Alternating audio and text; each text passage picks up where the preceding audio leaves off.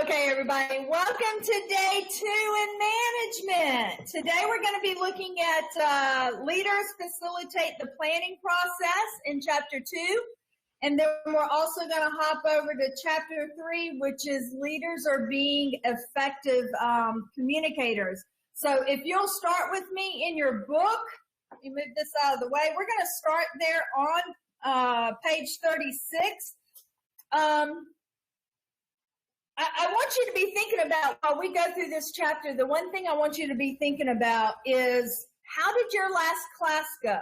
But think about, I know we did it remotely, so maybe even jump back to the class before that and ask yourself, how did it go? Were you prepared? Did you study? Did you put 150% into that class that A, you paid for, and B, you allotted time to do? Did you make the best out of that class? Hey, Chateria, good to see you this morning. Good to see you too. Yes, ma'am. So you need to ask yourself that, because when it comes to your planning process, you've got to allot that time. You've got to think about details. You've got to put a lot into it, okay? So we're going to start. Leaders must establish goals as part of plans. As part of your planning process, you've got to set goals. What are those goals going to be? Many restaurant and food service managers use a planning method. We all know what this is, right? Everybody turn your mic on. What is SWOT? Strengths, weaknesses, opportunities, and threats. Perfect. Y'all handled the microphone perfect. I love it. That's right. SWOT is our strengths, our weaknesses, our threats, and our opportunities. You know, that can apply to us in daily life. Ask yourself every day, what is my strength? What are my weaknesses? What are my opportunities? In your roadmap to achieve that career that I talked about yesterday, you need to assess this personally so that you can obtain that goal, that career, that dream job, wherever you want to go. All right, so let's talk a little bit about the planning basics. First, like I said, your goals have to be defined, correct? Then you have to start a planning process. What are you going to do? Just like in marketing, when we developed a marketing plan, I had y'all develop a marketing activity schedule. You told me what you were going to do 2 months ahead or a month ahead or 2 weeks ahead. And then we led up to that. Whoever has their mic on, will you turn it off, please? And then when you get ready to answer a question or have a question, you can turn it back on. Thank you. The next thing that you're going to do is you're going to make sure that the planning is done at the right organizational level. Guess what? If it's a management plan, it needs to be done at a management level, right? If it's on down the chain, it needs to be done at that level. It doesn't, you don't want employees trying to make a plan for managers, correct? And y'all can give me thumbs up, shake your head. That way I know you're with me. You need to decide who's going to be affected by that plan. I mean, those are important. Now, the one thing I want you to note there on page 38, and this is something to think about, employees can help answer some important questions when you start talking about planning. Remember, we already talked about what type of management style do you want to be? You have to determine that in this course. Are you going to be democratic where you're listening to your employees? Or are you just going to tell everybody what to do and not worry about everybody else, right?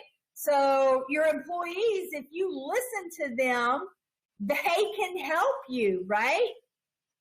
Just like in class, me as an instructor, you guys giving me feedback, that helps me be a better instructor, okay? So you need to remember that.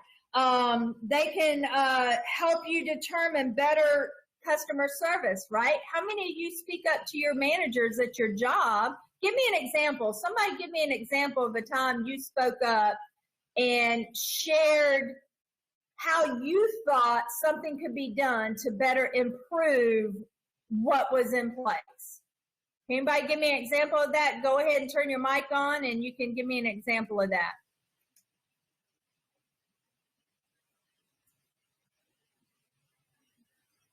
So everybody goes to work, doesn't say a word, does your job, and goes home, right? I don't know. I think for me, it's more so trying to assist with keeping the team on the right track when it comes to working, keeping the team on the same page. I guess because normally management, they allow a space in a meeting for that kind of stuff. Or like, what do you think? You know, sometimes that's what they allow for that. So Perfect. I don't know. And that's exactly what I'm talking about. So when you go to meetings, they're probably their management style is more democratic, where they're listening to their employees' suggestions. Okay, because you guys are on the floor, you guys are in the kitchen, you guys servers interact with customers, not managers, right? So you're able to assist in that decision making. Okay, now. You can help reduce costs without reducing quality. I mean, you know what's going on in the kitchen, right? So you can help reduce cost. You can, hey, we can save money here by, saving food waste or something like that. Value, make sure you highlight value. It's the relationship between what you paid. Now, I was grading the post-test again, and I noticed almost all of you value perception. Almost all of you missed that. It is the difference between what you paid for something and what you get.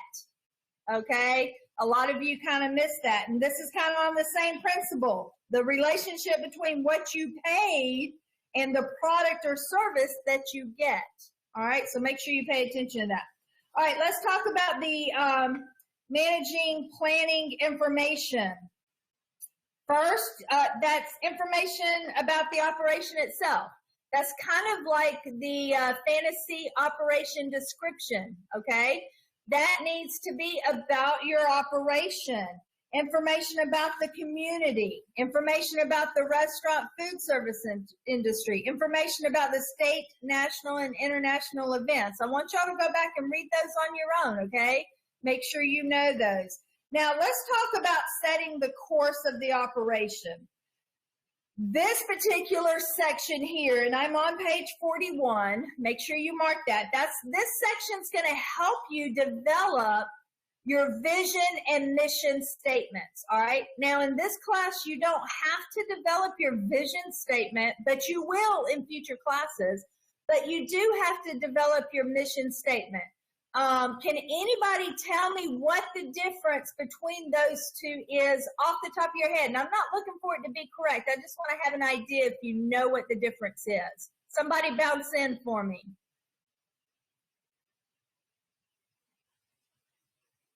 Somebody, don't be shy. How about you, Chatera? What you think? Can you repeat the question for me? Yes, can you tell me what the difference between a vision statement and a mission statement is? The vision is like your own, and then mission is like what you have to do, what you have to accomplish. I don't know. Very close, very close. Very close, very close. All right, you can turn your mic back off now. A vision statement is the goal of the ultimate goal of the organization, okay? The ultimate goal. I want to be the premier bakery in the Southeast. It can be as simple as that. That is your goal. That is my vision. That is my goal. That is the ultimate of ultimate where I want to, what I want to be. Now, a mission statement is, what am I going to provide my customers, or what are my employees going to do to get there? And that's when, and I know one of these lessons, it has you look at some mission statements. It's provide quality service through trained, skilled staff to elevate the customer's dessert experience. You see what I'm saying? I'm telling you what my employees are going to do. I'm telling you what we're going to be serving, quality and using quality ingredients. So do y'all get that? Everybody can give me a thumbs up or a shake of the head. There's a defined difference between the two. But what you need to discover, thank you. What you need to discover for this class is a mission statement. You need to define that based on your establishment, all right? So you can read through those.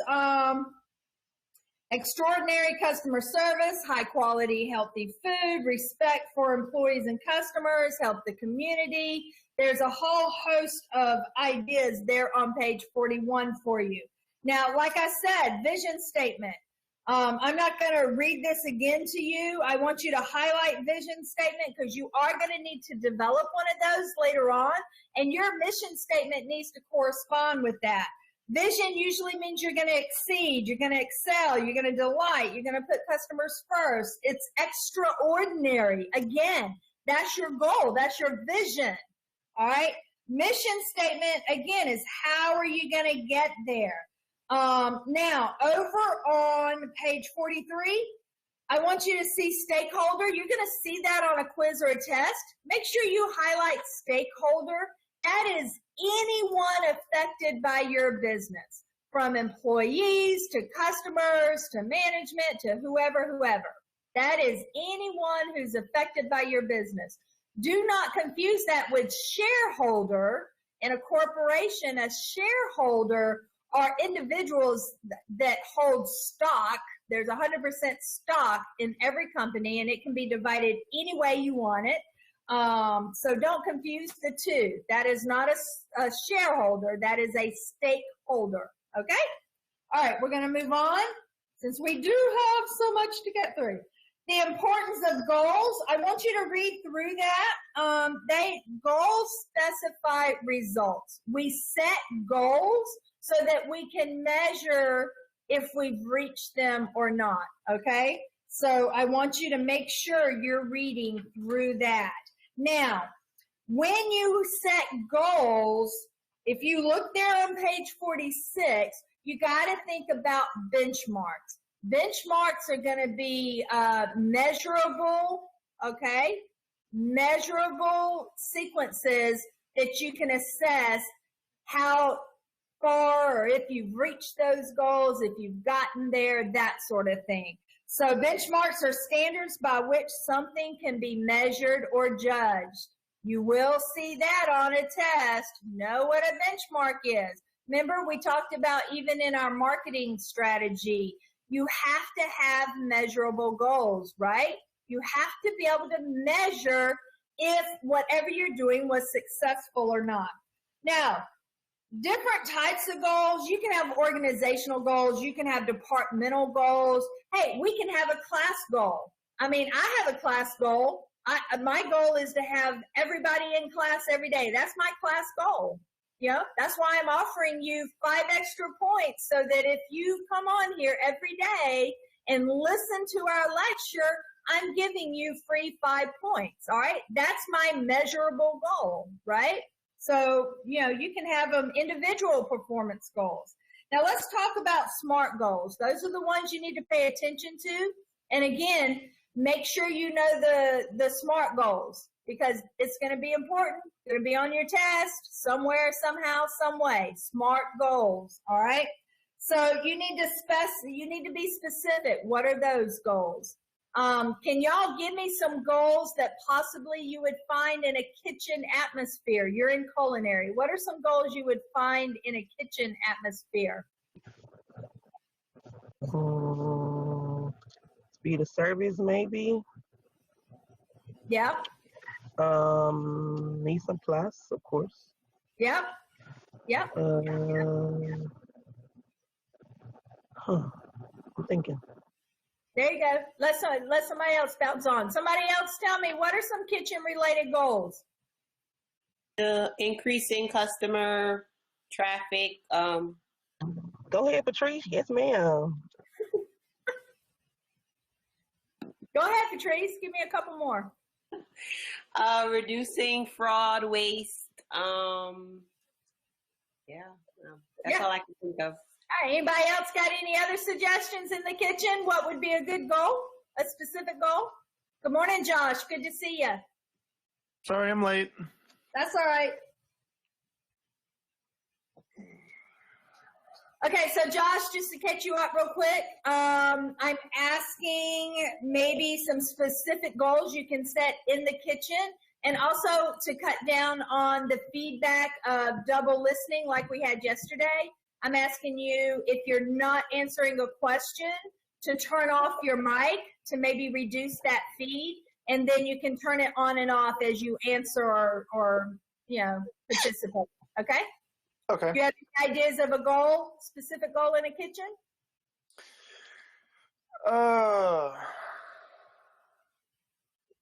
I'm sure I'll end up coming up with some. I'm just drawing a blank at the current moment. Okay, that's fine. I'll give you a minute to think about that. So Right. again, SMART goals. You notice they need to be specific. S, right? That's going to be your cue on how to remember that for a test. Specific, SMART. All right? M, they need to be measurable. They need to be achievable. Don't set a goal that you know your employees can't achieve. Don't go in there and say, oh, we're going to add this flamboyant menu item that nobody in your kitchen can do, right? Come on. Can you see somebody walking up to you asking you to do something you can't do? Don't do that. Don't set goals that you know cannot be achieved. They need to be relevant, all right? Don't have a goal that's not relevant to your establishment or what you're doing. Time bound. Now, if you look at time bounds, they should tell the date by which they should be reached. You need to have a date. Is it going to be 2 weeks? Is it going to be 30 days? Whatever. All right. They have some examples on page 48 there. And again, I don't feel like I need to read those to you. They give you examples of how you can measure these, just like in marketing. Also, we're going to move on. So identify goals with your SWOT analysis. You know, again, like I said earlier, your SWOT can do a lot for you in your business, in your personal life. It'll help you identify your strengths, your weaknesses, your opportunities, your threats, and it plays a role in setting goals for management too. So make sure you look at that. Now, developing operational goals and plans, long-range plans. Somebody give me an example of a long-range plan. Anybody have any idea? Bounce in there, right or wrong.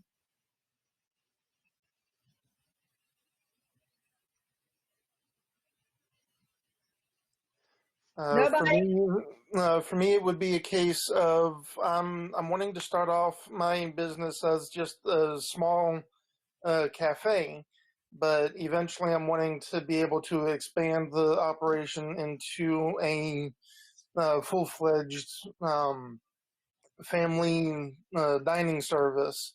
So the long-term goal would be to be able to actually have the restaurant itself built instead of just trying to rent the space for the cafe, because renting a space and just renovating it is a lot cheaper than building a brand new operation from scratch and ground zero.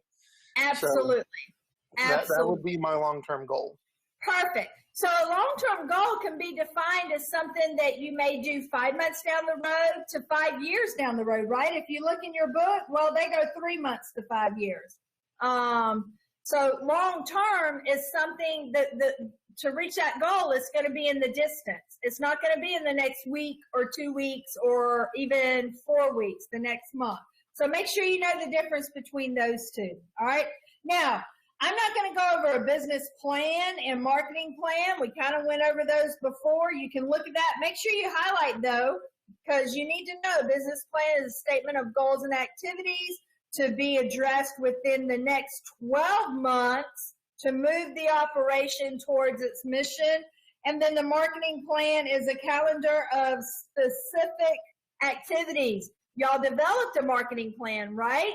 It's a calendar of specific activities. So make sure that you just mark those. Operation budget, obviously, that's your financial plan. Is how are you going to operate? You're going to develop a budget to organize your finances, and then putting all these plans together to have a successful establishment, right?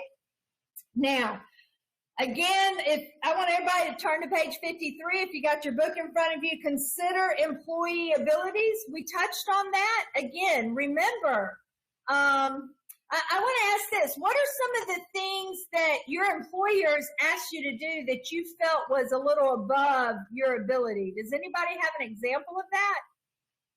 Yeah, Tara, bounce in. My manager used to try to get me to clean walls. Try to get you to what? Clean walls, and that wasn't in my job description. Oh, it wasn't in your job description. Gotcha. But it was within your ability, right? No, it was too high. The walls was too high. Okay. I'm hearing you.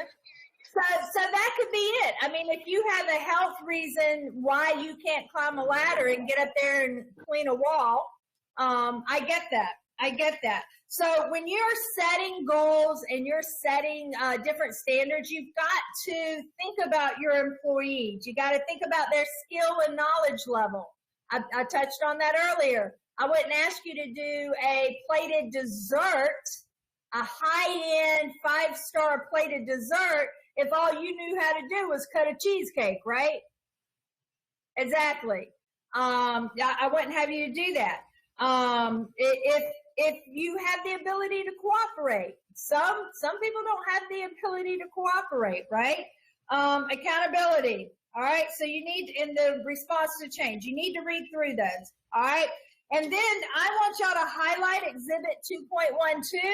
That is the 4 steps to reaching your goal. You're going to need those 4 steps. You better know them, okay? And know what is involved in each one. Developing the plan, implementing, evaluating, and then applying the results.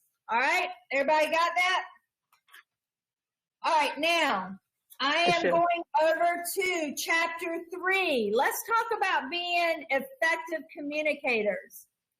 Everybody, we're over on Chapter 3. I'm going to get y'all through this as quickly and painlessly as possible. Thank you for hanging in there with me. All right, so effective leaders. We already discussed communication is key, right? Everybody give me a thumbs up or a head shake. Communication is key. How would you like to walk into your establishment or your job tomorrow and management say, hey, we're doing this, and you had no idea it was even coming?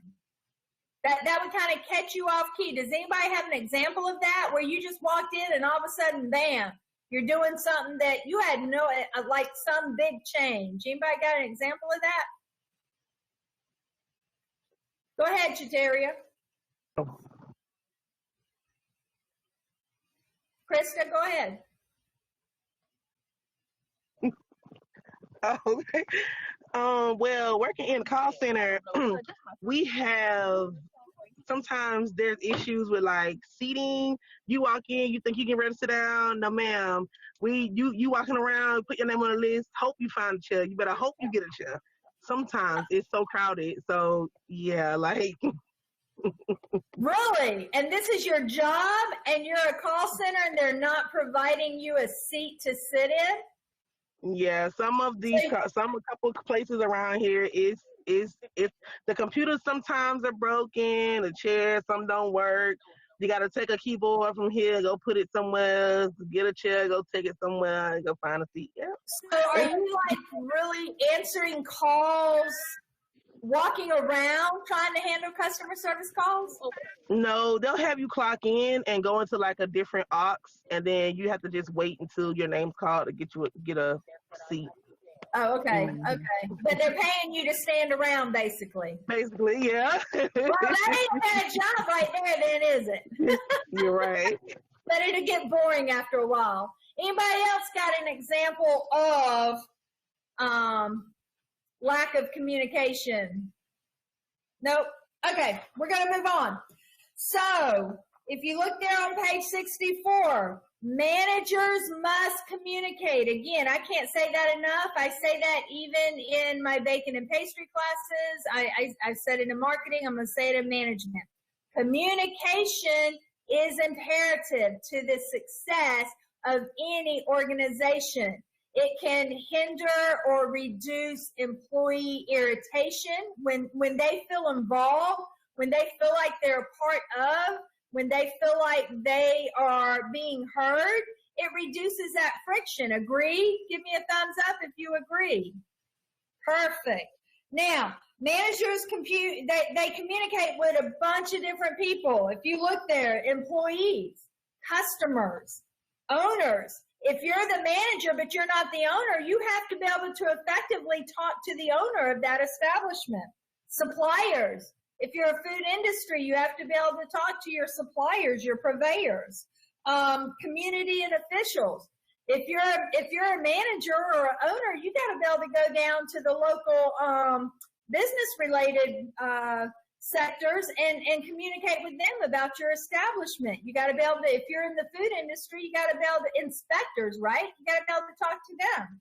Now, managers must be able to handle complaints. How many of you are chronic complainers? Do y'all complain about everything when you go out to eat if it's not right? Or you silent, go home and blast them on Facebook?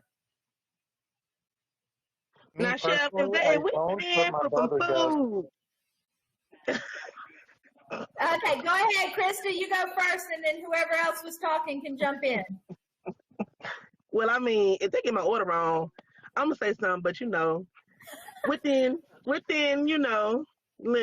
So you're gonna give them constructive criticism with kindness, correct, Krista?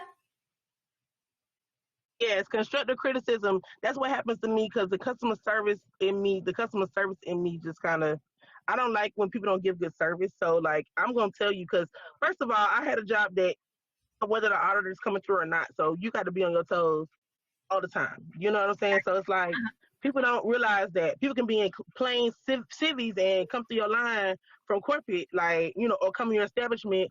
And you don't know, so you just gotta always be. So yes, of course, constructive because they don't know. They really don't understand how important it is. Like for real. Correct. I agree with you. Somebody else got an example? For me, it's not so much personal. It's more so it makes it really hard for me to be able to go out to just about anywhere with my older brother.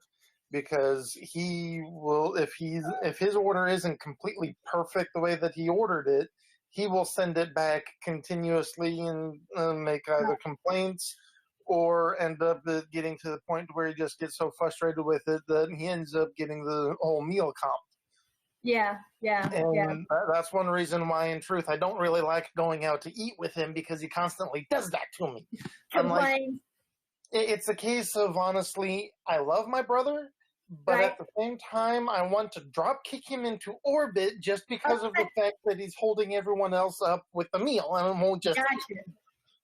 Does he not think that the person in the back might do something to his food? I always worry about that. And I'm in the food industry, so I worry about that. I honestly couldn't say.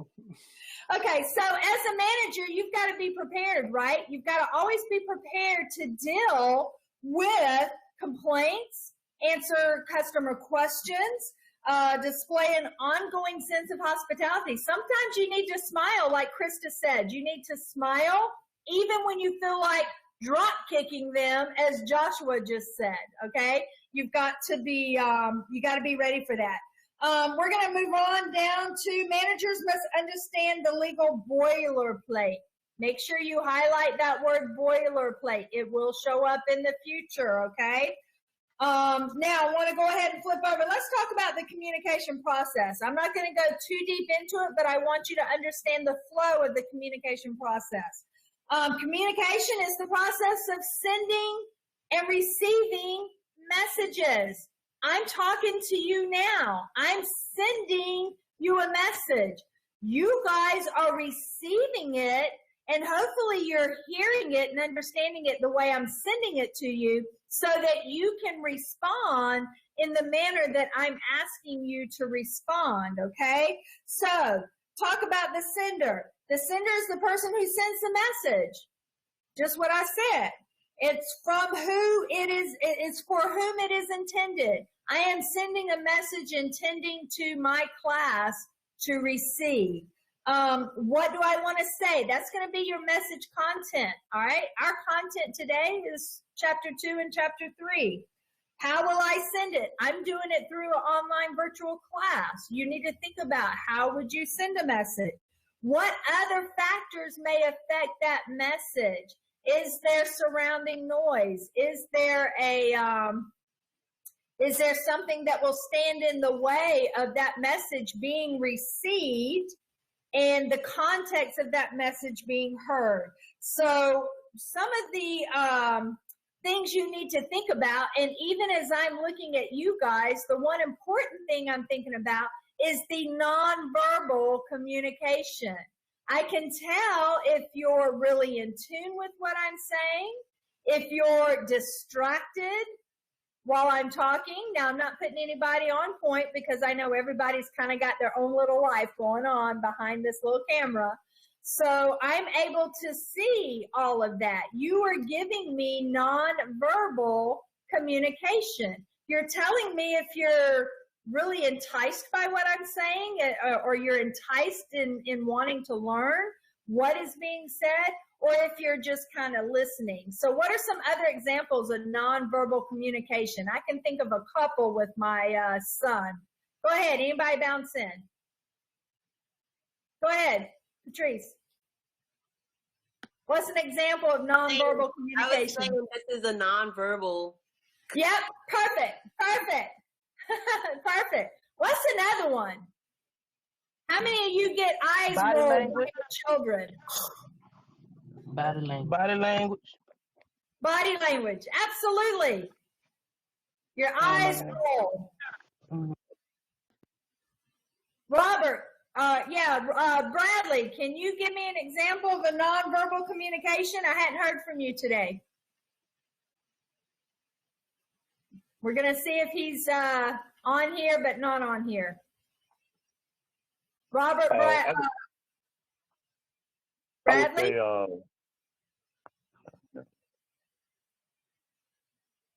Go ahead, Bradley.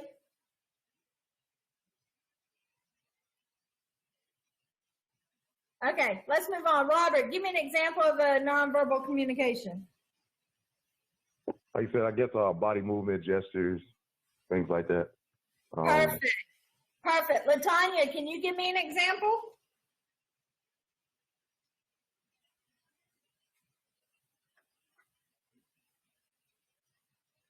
Maybe, maybe not. All right, we're going to move on. So you get the idea, all right? You get the idea that the message channel, it can be nonverbal actions, including your body language, right? You, if you walk up to somebody to confront them and they automatically, they're standing there with the arms crossed, guess what? They're not even listening to you. You need to just stop communicating with them right then. They've already tuned you out.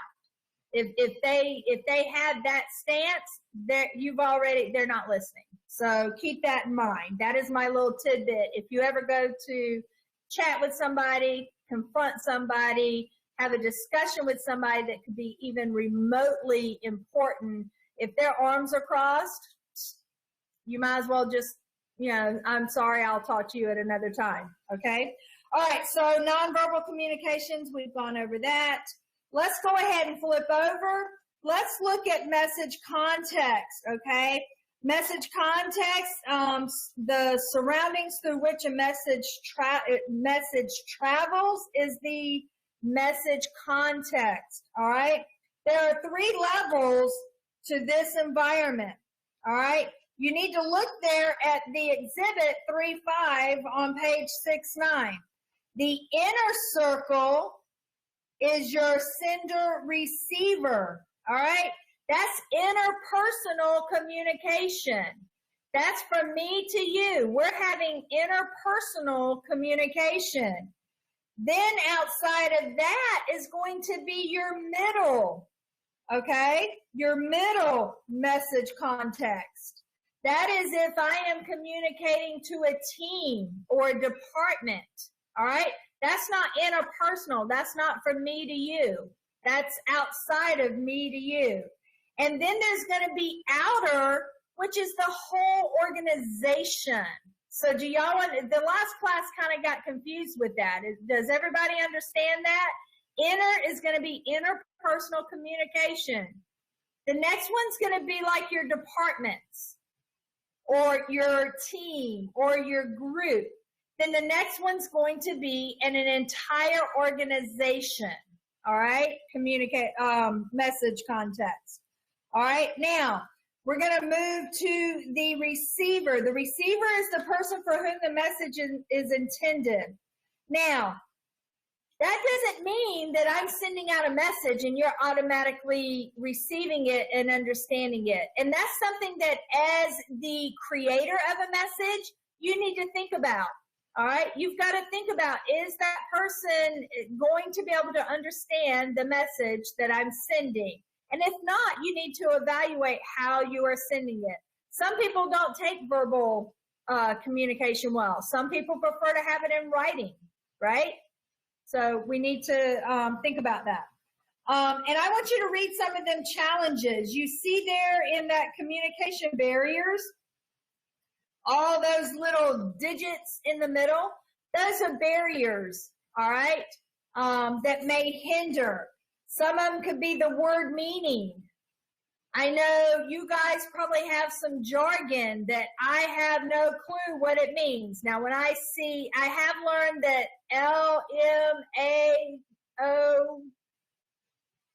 LMAO means laughing my you-know-what off, right? There's some others that, yeah. Okay.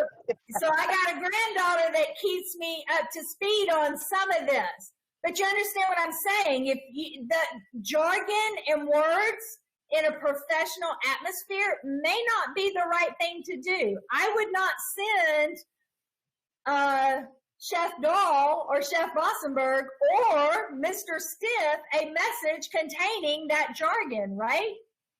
Nor would I send them a message containing a smiley face. Come on, right? Who can read freaking emojis in language? I can't. Who can?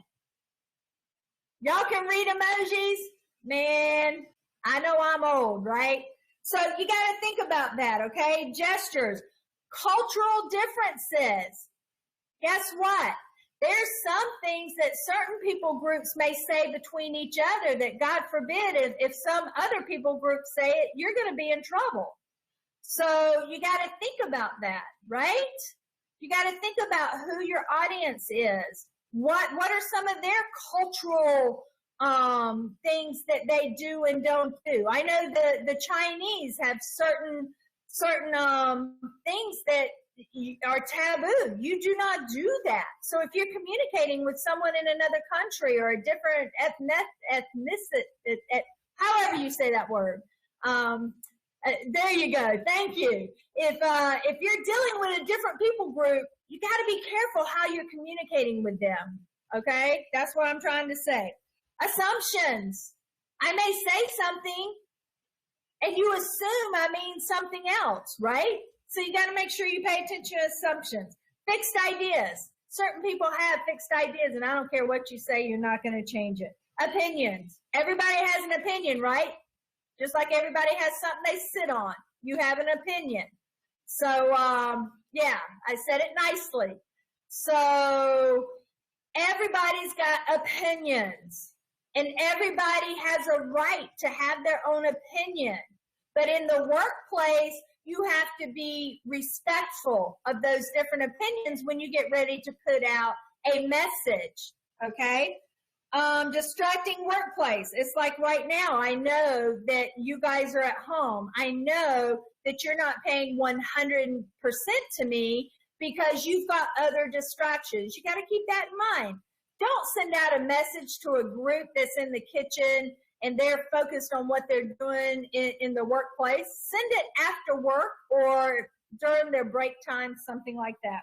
Timing, clarity. The only thing I'm going to say on clarity, when you send a message, I'm a wordy person. How many of y'all agree with that?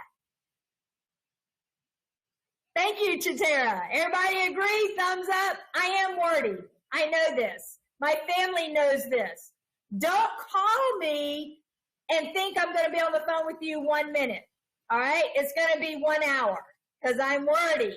I like to talk. So the thing is, when you're sending out a message as a manager or from an organization, you got to be clear and concise. All right? Clear and concise.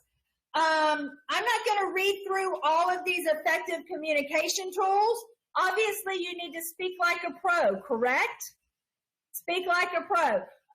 And I'm going to throw you under the bus. Are y'all having a private text conversation? No? Y'all having that much fun listening to me? No. All right. We'll see. So anyway, y'all make sure on page 71, you think about your effective communication skills. Speak like a pro. Use the telephone like a pro. Who can give me an example of using, hey, Krista, I want you, if you can, I want you to weigh in as a telephone salesperson or a whatever you call it. Tell me, give me an example of using a telephone like a pro, Krista. What's the situation? Give me an example of using a telephone like a pro. What are some of the things they train you to do as a telephone person? Have a pleasant tone, ask probing questions, show empathy, give options, and make sure you give them all the information. Exactly. So somebody else, give me a definition of empathy. Oh. What's empathy? Knowing that there are times where there are going to be times where you're going to be dealing with something, but at the same time, in a professional setting, you have to set aside your own personal life to be able to make sure that your customers are feeling like their problems or concerns are understood, because at the time you're at work, your personal life really needs to take a back seat so that you can make sure that your operation or your business or whatever the case may be is as successful as possible, because at the time that's where you are. So right. you need to make sure that your customers are truly feeling like they are understood. So you need to be able to empathize with them and say, I do understand where you're coming from. I'm sorry that this happened. Let me see what I can do to be able to make the situation better for you. Absolutely. So empathy is really understanding your customer, your employee. It's understanding their point of view. It's empathizing with the situation they're in, which is what I tell myself all the time. It's easy with you guys. I empathize with the fact that this whole virtual classroom is a little difficult, but it's understanding the other person's walk, right? Or trying to understand the situation. Now, with that being said, you need to listen like a pro. How would y'all feel if I was requiring you to be on here, but I was distracted? Y'all would not appreciate that. You're paying for this education. You're paying for me to teach you and to share with you my knowledge, experience, so that you can pass this class, right? So you need to listen like a pro. And I'm not going to read all of those. And there's also, when you write, we're going to move on to the write like a pro. You need to plan what to write. Don't just put it out there. Make sure that you plan it. You're clear, complete, you're concise. Keep it simple. Check your work. Express a positive attitude, right? We need to always follow up. I mean, you can even give constructive criticism, but follow through with some sort of solution and follow through with a positive result. Always leave people feeling good, even if you're criticizing them, okay? Writing pitfalls, no planning. You don't plan it, you just write it. You don't know why you're writing it. Always have a philosophy. Here's my philosophy, and I adopted it from a friend of mine. If you're unsure about something, keep it to yourself until you're sure about it. If you've got a problem at work and it's bothering you, don't say something until you're 100% sure it's time to say something. When in doubt, don't act, bottom line. Okay, everybody got that? Using incorrect style. Obviously, if you're writing a letter to the head corporate, whatever, write a professionally formatted letter. Don't send them something in a text format. Come on. You guys, y'all know this, but a lot of people don't realize that.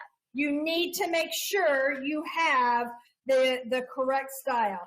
I'm not going to go into all the nonverbal communication. We've already covered that. I would like for you to look at that again, especially on page 76, exhibit 3.9. They've got a whole, remember I talked to you about the crossed arms? That's in there. Gestures, that's in there. Eye contact.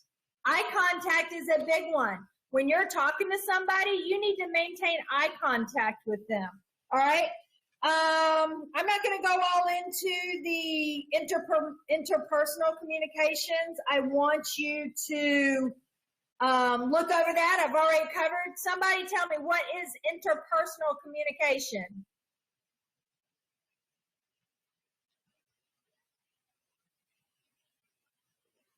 It's a communication between people. That's right. Between me and you, right? Or maybe me and you and one other. It's not outside. It's not a group. It's not our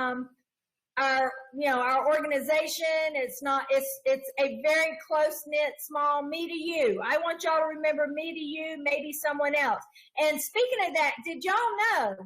Footnote. Put in your brain, a secret is not a secret if somebody else knows. I learned that in psychology. You guys will hear that again, but you need to keep in mind, a secret is not a secret if somebody else knows. So when you're having that interpersonal communication with someone, keep that in mind, all right? Now, types of interpersonal communication, I want y'all to read through that. The one thing I want you to highlight is, and we've covered it, so I'm not going to read it all again, constructive criticism.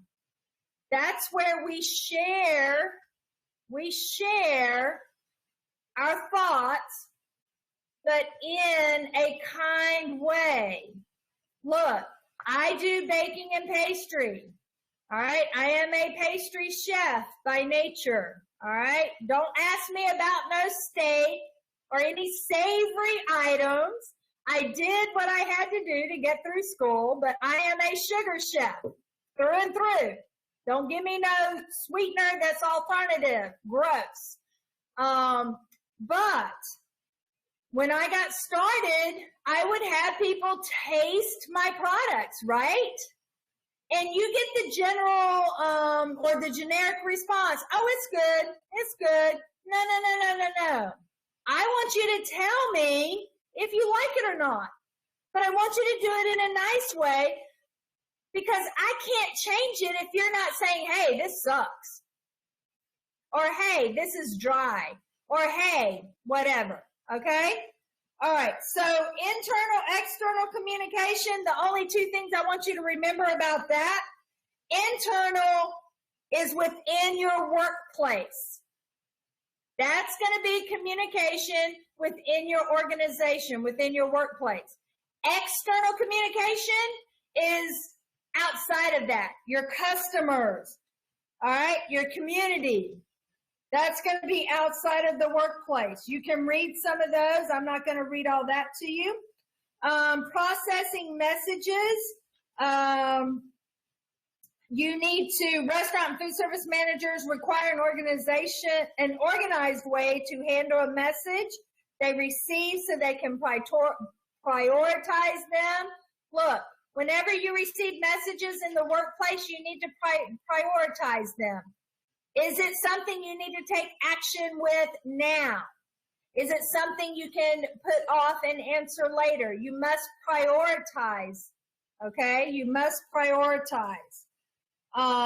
You need to ask yourself, you need to consider several questions when planning, developing, and processing. Again, why should it be sent? What needs to be communicated? What are the best actions? Who needs to know? Does everybody need to know everything? No. Who needs to know? Who needs to be involved? When does the message need to go out? These are things to think about. Internal, I'm not going to go into all of that. They have interdepartmental communication. That's between employees and different departments. Interdepartmental. Make sure you know that, please. All right.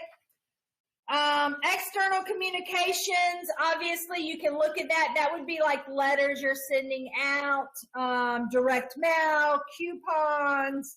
That is print methods. You've got television, radio, you got direct speaking, you've got electronics, Facebook, right, today. And guess what? That brings us to the end of this chapter. Everybody do a happy dance for me. Woohoo!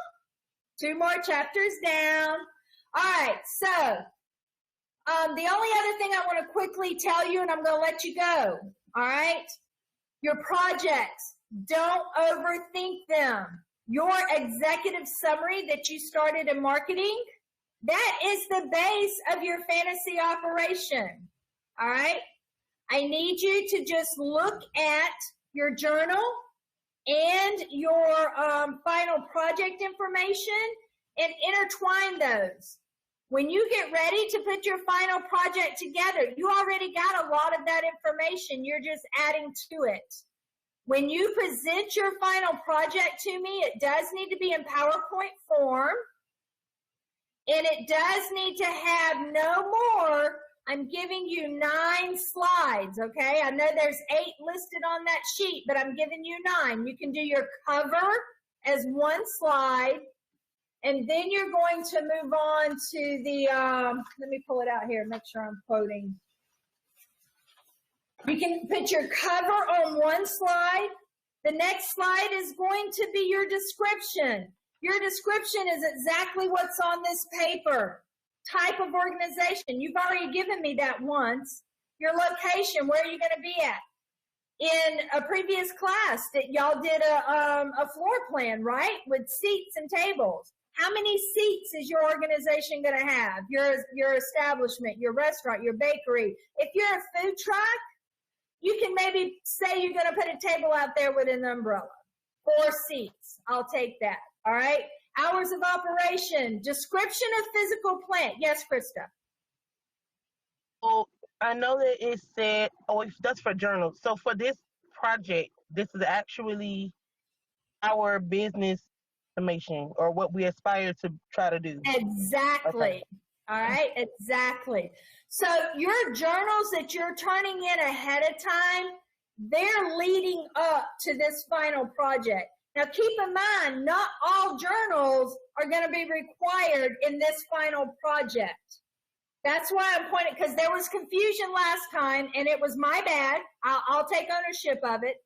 There was confusion between your drafts and the final project, what I expected on the final project.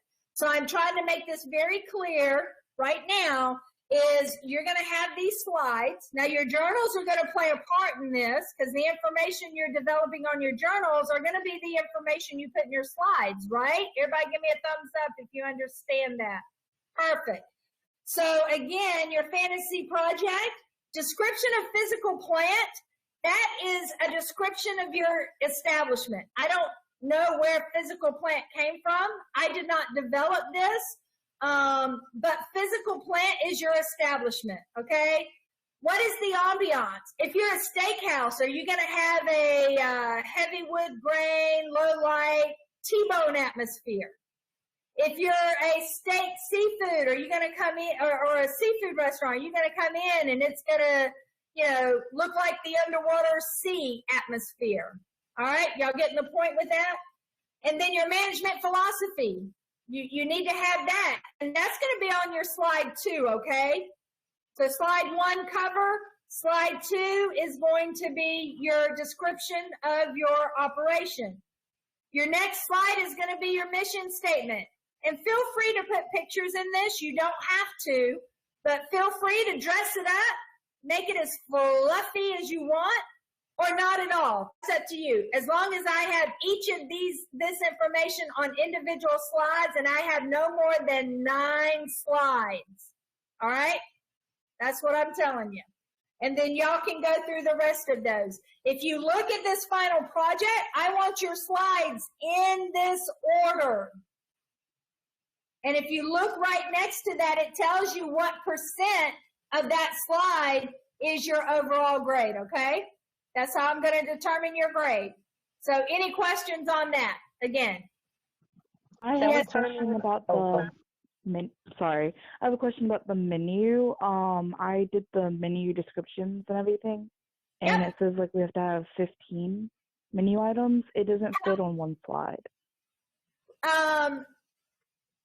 You can do 10, and I know you can do 10 because on my project I had 10. 10 fit on a slide. You may have to reduce your font, but I'm going to make a note right now, and if y'all want to share with your classmates, I will allow y'all to turn in 10 menu items. Fair?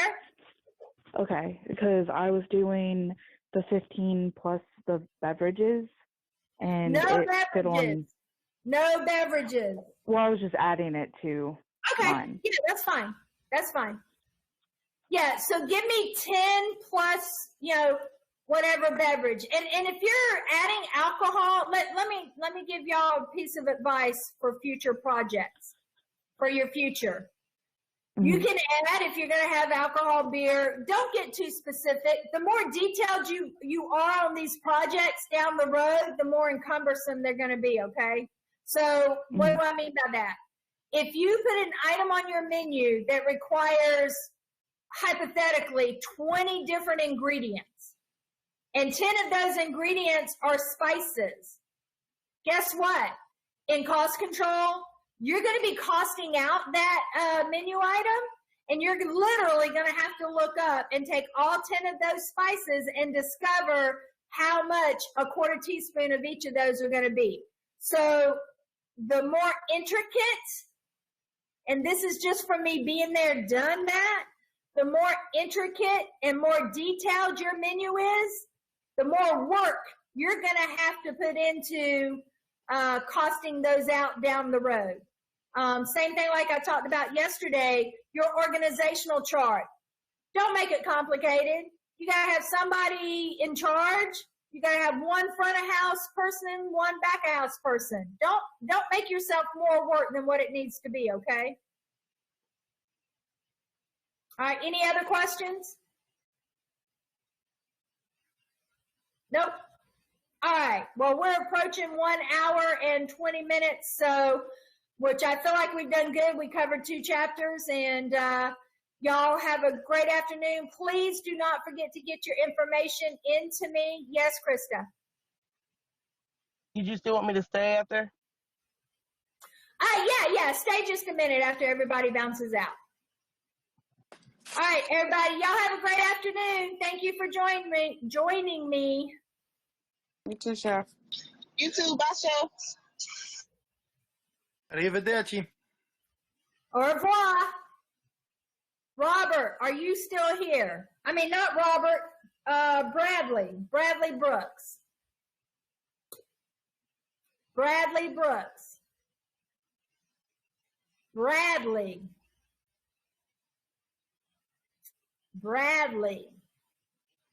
Oh, goodness. That's all right. I am going to stop recording now. Okay.